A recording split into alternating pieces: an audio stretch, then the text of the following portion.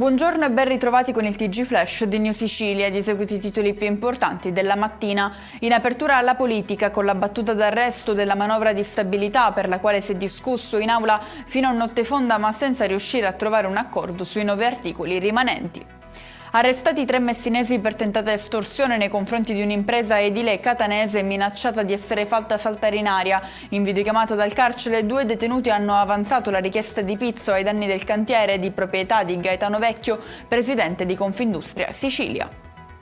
Maxi operazione antidroga in diverse città per un totale di 384 arresti, 655 denunce e 1400 kg di droga. Il blitz ha coinvolto tutta Italia, ma per quanto riguarda la Sicilia le province coinvolte sono Agrigento, Trapani, Enna e Caltanissetta. Furto d'auto si trasforma in una fuga a piedi, conclusasi con l'arresto di un minorenne. La vicenda si è svolta nel quartiere Borgo Nuovo di Palermo, dove i carabinieri del nucleo radiomobile sono intervenuti a seguito di una segnalazione giunta al numero di emergenza.